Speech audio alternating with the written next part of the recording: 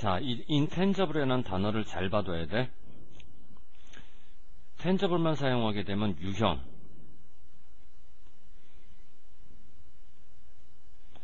손으로 만질 수 있다는 얘기고, 앞에다가 이제 in을 붙여버리게 되면 정반대말, 무형,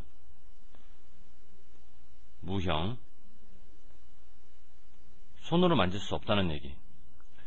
헬로티지는 유산이기 때문에 세 개의 단어를 합치게 되면은 유형 문화유산, 무형 문화유산. 그러니까 쉽게 말하면 우리가 무형 문화재라고 부르는 거 말이야.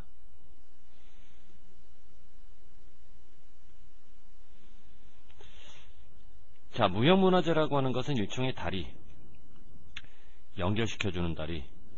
뭐를 연결시켜주나? 우리의 과거와 우리의 미래를.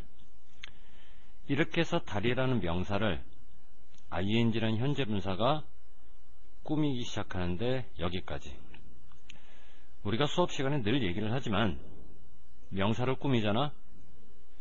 ing나 pp가 뒤에서, 그때는 반드시 명사와 ing나 pp 사이에 뭐가 있다가 생략?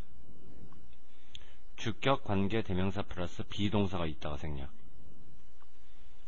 이 조심할 점은 비동사를 선택할 때는 항상 주격 관계 대명사가 꾸미는 명사, 즉 선행사의 단복수를 잘 봐줘야 되는데, 여기서 명사에 해당하는 선행사 abridge는 3인칭 단수기 때문에 비동사가 들어가도 is로 들어가야 되는 거지. 왜냐면 본동사가 현재라서. 그지? 자, 그러니까 주어진 문장을 다음 같은 문장으로 바꾼다라고 했을 때 결국 주격관계대명사 위치 다음에 is가 있다가 생략된 문장 구조라고 보면 되는 거야. 이해됐니? 자, 올라갈게.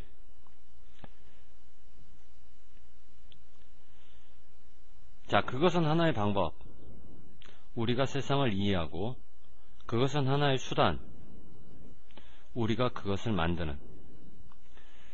그럼 여기서 말하는 그것이라고 하는 것이 문화재를 받는 거라면, 무형 문화재는 우리가 세상을 이해하고 우리가 그것을 만드는 방법이다, 수단이다. 그것이 뭘까? 우리가 이해했던 세상을 가리킨다라고 생각하면 되는 거지. 이해되니 무슨 말인가? 자, 각각 두 개의 it을 밑줄 긋고 화살표 처리하고, 자, 밑으로 내려가. 가의 it이 가리키는 것, the world, 우리가 이해했던 세상. 됐지? 그렇게 해서 우리가 세상을 이해하고 우리가 그 세상을 만들고 형성하는 수단이 된다. 여러분 아는 것처럼 the way 다음에 관계부사 how를 쓰면 된다, 안 된다? 안 되지. the way만 쓰거나 how만 쓰거나 둘 중 하나가 돼야지 the way와 how를 같이 쓰면 안 되니까 이 상태에서 way와 we 사이에 how가 들어가면 안 되는 거야. 그지?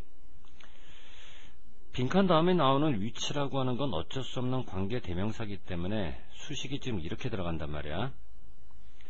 그런데 가만히 보니까 뒤에는 주동목이 형성이 돼.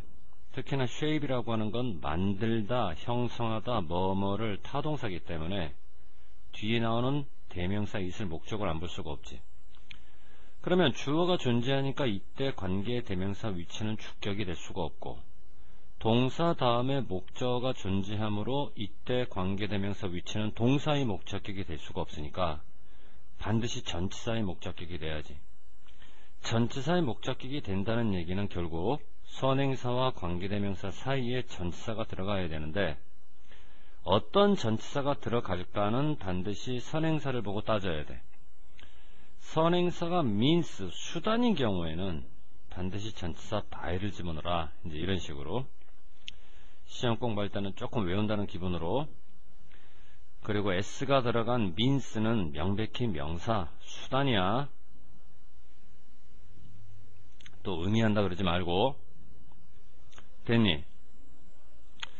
그것은 뿌리를 내리고 있는데 우리의 문화적 정체성에, 그러면 우리의 문화적 정체성에 뿌리를 내리고 있는 그것이라고 하는 것은 이때는 세계가 아니라 무형문화재라고 봐야지. 자, 화살표 올리고, 자, 내려갈게. 나의 이시 가리키고 있는 것은 intangible,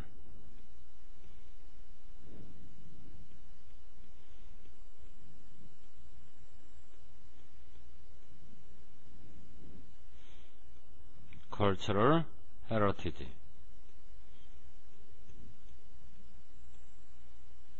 무형문화재.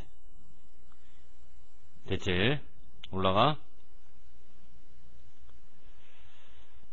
그렇게 해서 이제 무형문화재라고 하는 건 우리의 문화적 정체성에 뿌리를 내리고 있고, 무형문화재라고 하는 것은 우리에게 제공을 하는데, 기초나 토대, 어떤 기초나 토대, 지혜나 지식의 기초나 토대, 그리고 나서 위치라는 관계대명사가 당연히 앞에 나오는 지혜나 지식을 꾸며주는데 여기까지. 그러면 지혜나 지식을 선행사라고 보고 관계대명사 위치를 쓰는데 그 다음에 동사의 현재형을 쓸 거냐, 이유는 알 수 없어도 투부정사를 쓸 거냐, 이런 가정을 한번 해봐. 관계대명사 다음에 만일 우리가 동사의 현재형을 쓴다면 이때 관계대명사는 동사 앞에서 주격일 거야. 그런데 관계대명사와 선행사 사이에 often이라는 전치사가 끼어 들어갔다는 이유 하나로 이때 관계대명사는 또한 전치사의 목적격이 되지. 그러니까 이 상태에서 우리가 동사의 현재형을 골라내게 되면 그 앞에 나오는 관계대명사는 주격과 목적격의 역할을 동시에 수행해야 되는데 결론적으로 영어에서는 그럴 수가 없다라는 얘기야. 그럴 수가 없기 때문에 여기서는 관계대명사 다음에 동사의 현재형을 집어넣지 못하고 to 부정사를 집어넣는다. 그런데 이게 오늘 처음 보는 것이냐? 아니, 수업 시간에 선생님이 상당히 여러 번 여러분들한테 소개를 했지. 관계대명사 다음에 to 부정사를 달면 도대체 이 관계대명사는 뭐냐? 관계대명사 다음에 to 부정사를 달면 관계대명사 다음에 주동이 오는 효과와 똑같다. 그렇다는 얘기는 결론적으로 to 부정사와 연결된 관계대명사는 주격일 수는 없고 목적격일 수밖에 없다. 다만 이게 동사의 목적격이냐 아니면 전치사의 목적격이냐는 문장을 봐야 하는데, 이런 경우는 관계대명사 앞에 전치사가 깔려있다는 이유 하나로 목적격인데 전치사의 목적격이다, 이렇게 봐야 되는 거지.